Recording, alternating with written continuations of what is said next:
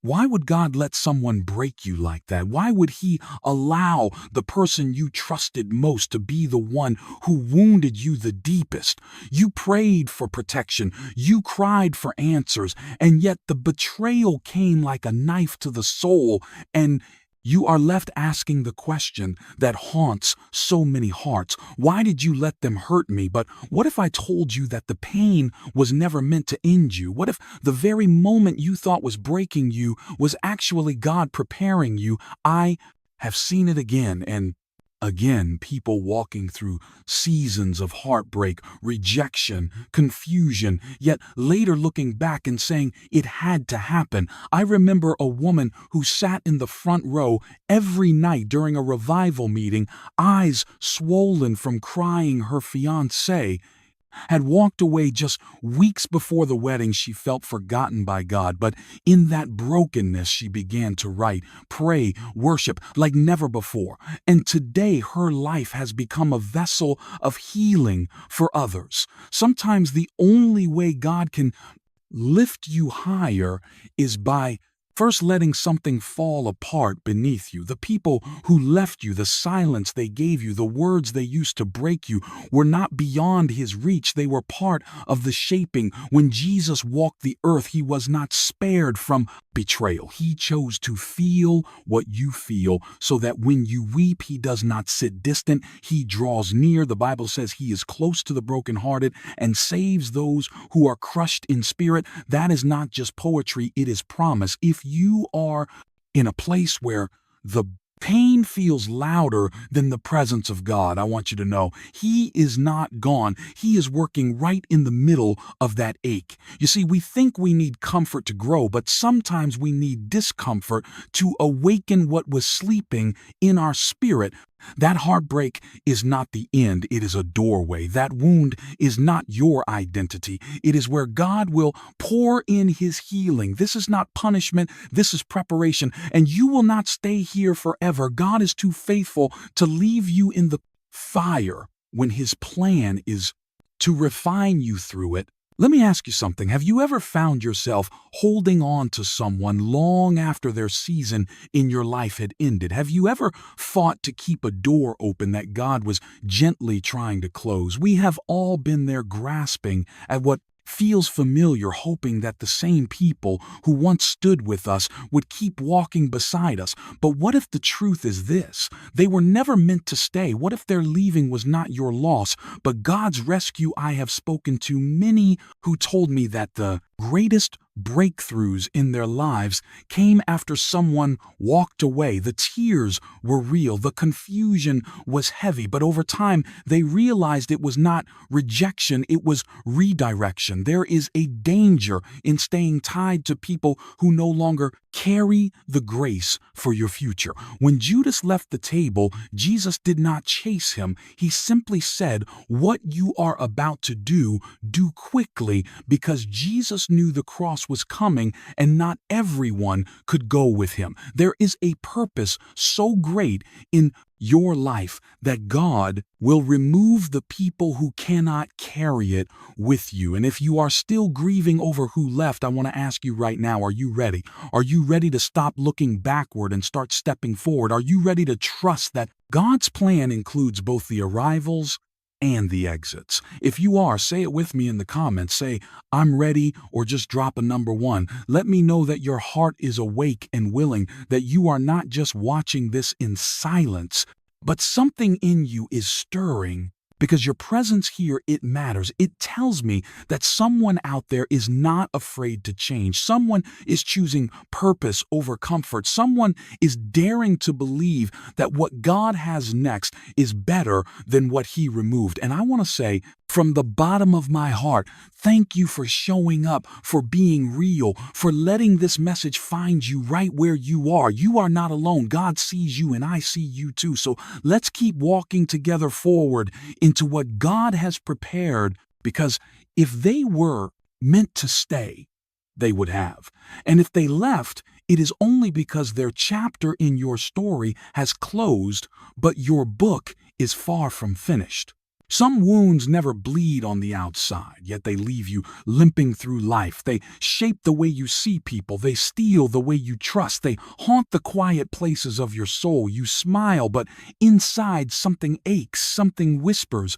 They hurt you and got away with it. But what if the wound you are hiding is the very place where God wants to reveal His greatest power? What if that scar is not shame, but evidence of survival? In the Gospels, when Jesus rose from the grave, He did not erase the marks in His hands. He showed them to Thomas as proof that death did not win. The wounds were not weakness, they were witness. You see, we spend so much time trying to hide what we went through, but heaven is not impressed by perfection. Heaven moves through authenticity. God is not waiting for your cleaned up version. He is drawn to the place you are still bleeding. It is in that place He pours out mercy. It is in that weakness He builds unshakable strength.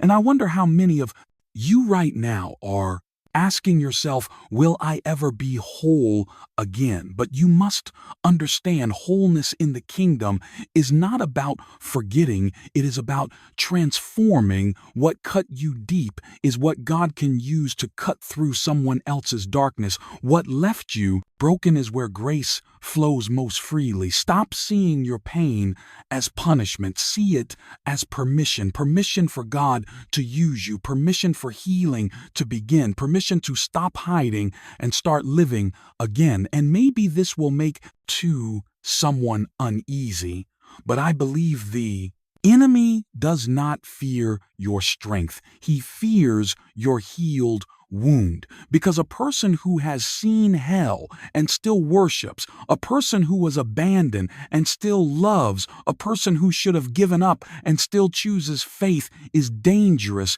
to the darkness. That is what you are becoming. You are not fragile. You are forged. The tears you cried in secret have not gone unnoticed, and the silence you endured was not empty. God is speaking louder in your scars than in your speeches. So if the pain remains, remember this: it is not your tomb, it is your testimony. And what nearly ended you is about to echo with glory. Have you ever given someone everything and they still walked away? Have you ever poured out your heart only to be met with silence or worse, betrayal? I met a young man who asked me with trembling hands, why would God allow someone I loved so deeply to hurt me so badly? His voice cracked, but I saw something behind his pain, a longing to understand. And maybe you have asked the same question. Maybe you are sitting in that same silence, wondering if God even noticed what they did to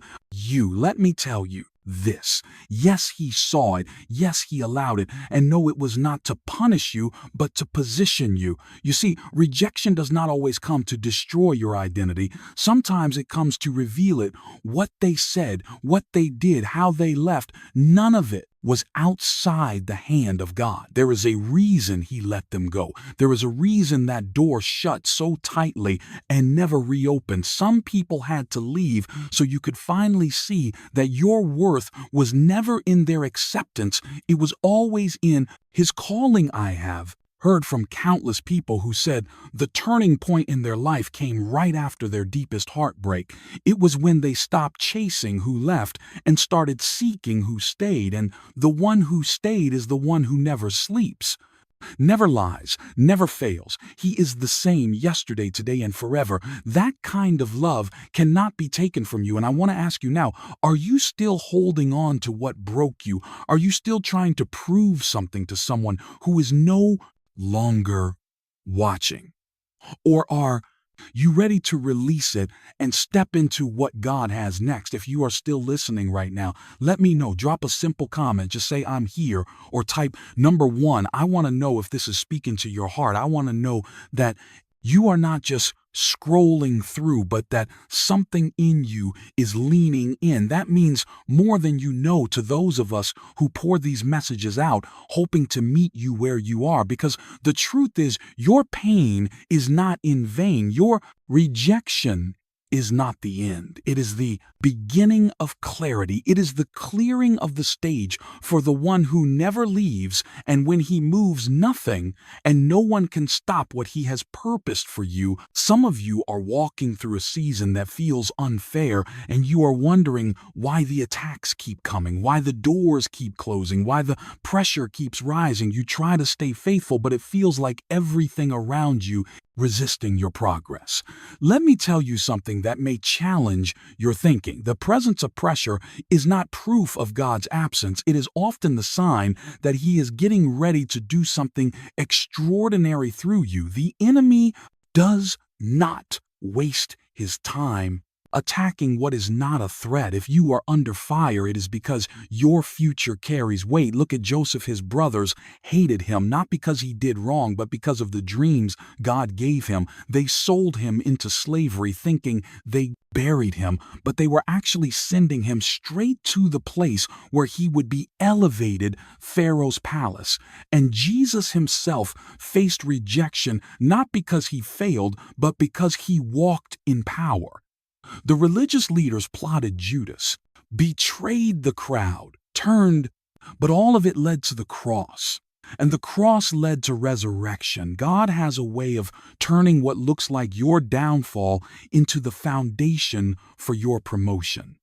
So do not panic when the fire gets hotter. Do not withdraw when people start walking away. Do not despair when it seems like nothing is working. The shaking is not to break you, it is to wake you. You are being pulled out of comfort into calling. And yes, it feels like everything is unraveling, but maybe it is actually realigning. The road to destiny is rarely smooth. It is marked with trials, storms, delays, and detours. But through it all, God is not pacing in worry. He is watching with purpose. You are being stretched so you can carry more. You are being pressed so what is impure can rise to the surface and be refined. The process is not punishment, it is preparation. When a seed is buried, it does not mean it is dead. It means it is getting ready to grow.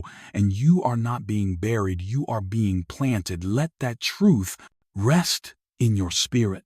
Even in silence, even in loss, even when your hands are trembling and your prayers are weak, God is near and He is working on something far greater than you can see now. Some of the greatest blessings you will ever receive will not arrive through comfort, but through wounds.